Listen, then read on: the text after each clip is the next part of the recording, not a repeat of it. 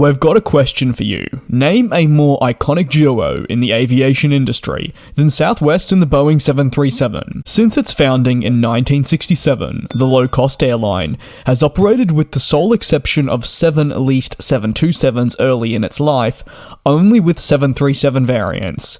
However, recently, you may recall, there was a very real chance that the airline would purchase the successful Airbus A220, breaking their over 50-year all-Boeing trend.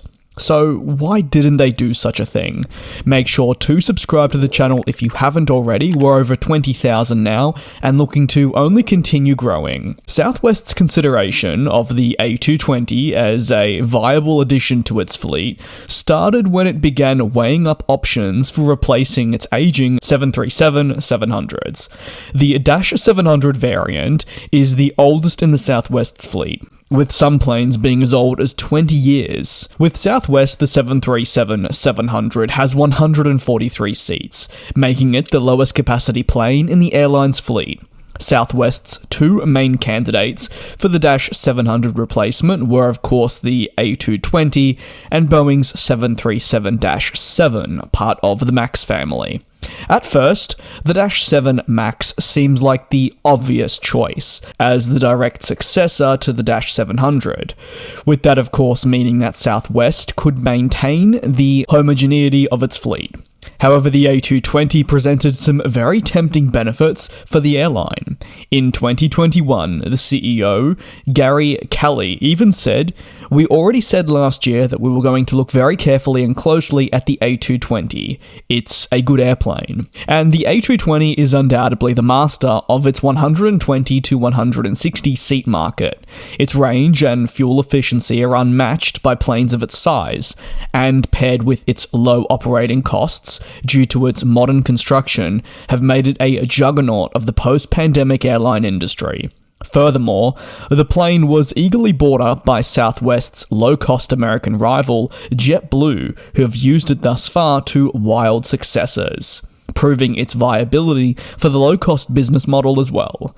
This was all part of Airbus's plan when they bought the C-Series, the name it was formerly known by. They wanted to bring it into the North American sector, where they believed the series could do a job, given the aging nature of regional aircraft at carriers located here, and Boeing's lack thereof of a replacement in the same field.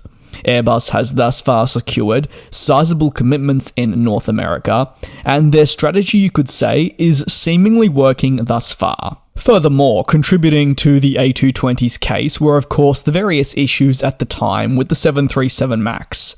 The two infamous incidents of the type due to faulty software had not only forced it to be grounded for multiple years as the Federal Aviation Administration reviewed the series, but it also greatly increased passenger anxiety about flying on a plane. And in many ways, we can trust in the Boeing company from not just passengers, but also key customers. As an all-737 airline, Southwest was not happy with Boeing's handling of the MAX situation, as they were one of the main airlines that felt its negative effects the most.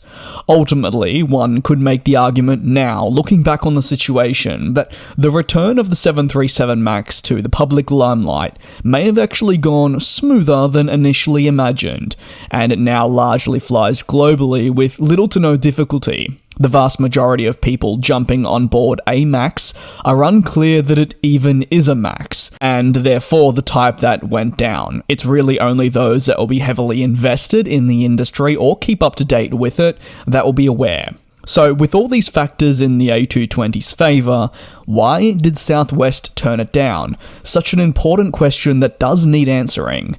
The details of Southwest's decision away from the Airbus aircraft are not entirely known, but interestingly, the former CEO of Southwest, Gary Kelly, said himself that the MAX was their preference all along. This could mean that the airline always wanted to stick with its fleet commonality and only considered the A220 as a backup option if Boeing couldn't satisfactorily solve its issues with the MAX. It makes sense that Southwest would rather stick with its fleet commonality than not, as operating one type of airliner greatly streamlines and cheapens piloting, maintenance operations, and a whole lot more. However, it is also very likely that Boeing offered Southwest considerable discounts on the planes themselves, maintenance services, or both, in order to incentivize the MAX, as losing Southwest as a customer would be a huge blow to the company, which had already struggled to rebuild its reputation with many other customers right around the globe following the two incidents. And given Southwest being a major player in the United States of America, it was essential to keep them on board at whatever cost. Furthermore, the chief commercial officer at Airbus is also known for sometimes being unwilling to offer similar discounts in order to, say, incentivize a purchase, meaning that potentially Airbus didn't enter a bidding war with Boeing to win over that Southwest order. Additionally, for Southwest, ways to potentially get better contracts for aircraft that they're truly interested in is by going to that very competitor and discussing potential deals. This can push, in this case, Boeing over the line to really shoot through a lucrative offer. It's a tactic that is executed by many airlines around the world, but can also move directly away from the aviation industry and be applied to many other business fields. However you see it, whether you agree with such a thing or you believe it's morally incorrect, it certainly can make a difference and be a key bargaining chip required to push a certain deal over the line. It may be very true that the 737 MAX was always going to be the first priority for Southwest, but to get a better deal, they went ahead and spoke with Airbus and made that very publicly known. Whatever the case, Southwest's choice of the 737-7 MAX is final, and only time will tell how the aircraft will serve them in the future.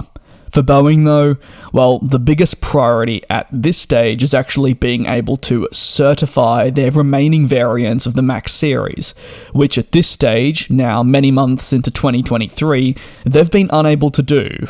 This includes not just the 737-7, but also the larger 737-10. So now it's over to you, our amazing community here on GlobeTrotting. We'd love to hear your thoughts. Do you believe Southwest made the right decision by sticking with the 737 family and opting for the MAX? Or should they have switched it up and really moved towards the Airbus A220? You can let us know down below in the comments, as well as any other thoughts you may have on the A220 vs 737 MAX discussion, and anything on Southwest too. We thank you very much for your kind and generous support, and hope you've been enjoying the content. There's a lot more to come, so make sure you're staying tuned, and we'll see you next time. And we'll fly.